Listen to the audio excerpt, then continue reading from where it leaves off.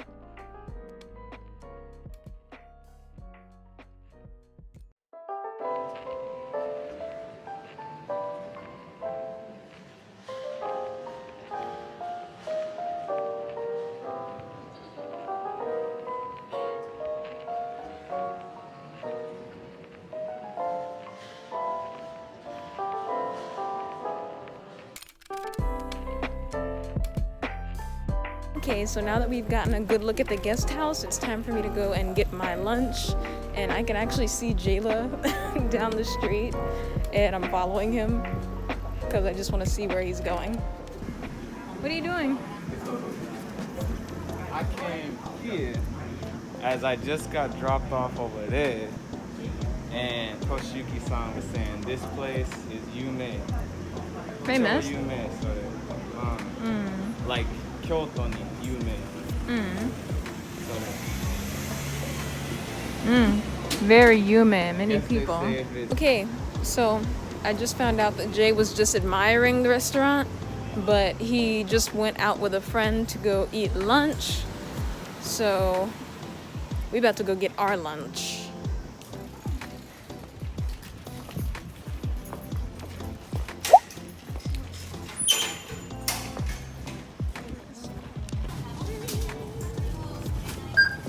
To the deli.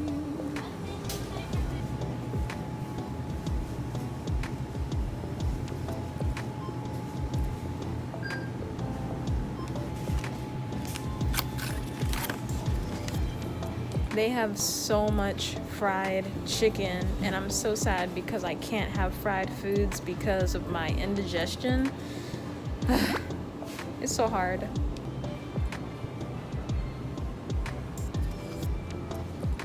So I finally made my decision on what I should get for lunch, and it's about to start raining, so we should probably head back. It's actually been raining a lot these past couple days, but if it's not raining, it's super hot. Like, the sun is scorching.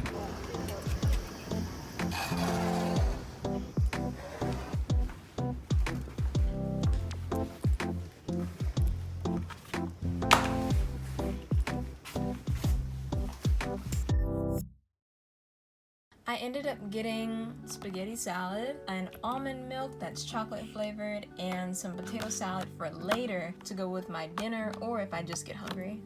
I feel like I need a nap, but I need to talk about Kyoto a little bit. Realistically, it's summertime, so it's hot, and there's a lot of people. Like, right now we're kind of living smack dab in the middle of Kyoto City, where there's a lot of chain stores, chain markets. I can literally walk right outside and there's a Gucci store around the corner. So we're kind of in that area. There's a lot of people, like, even if it's not even the weekend, like, this is the area where people come when they don't have to go into work or they're on vacation. This is the area, which you will see more of in upcoming videos, I promise. The air in this area is definitely significantly worse compared to the neighborhood I used to live in, but once again, we're in the city now, we're not in the suburbs anymore. The air quality out here, I would kind of say it's a notch below Osaka, because Osaka's air, oh my god. You're gonna want to wear your mask in Osaka, and you most definitely should wear your mask because Osaka is extremely populated with people. The air is just so bad, it makes you want to wear more masks, but then you can't breathe. You can't breathe either way. You can't breathe with a mask on, you can't breathe with a mask off. Like, that's just from my experience when I used to go out there for my clinic appointments. Out here in Kyoto, it's a bit more tolerable. I would definitely prefer living in an area that was a mix of the suburbs and the quiet and peacefulness of it, and have conveniently located and cheap grocery stores nearby. Another difference about where I used to live compared to Kyoto, accidents almost happen with cars, and I've seen them. I was a safe distance away, but I've almost seen car wrecks, and I've seen people like actually use their horns to honk and be like, hey, watch out. Where I used to live, people would rarely use their car horns because accidents rarely happened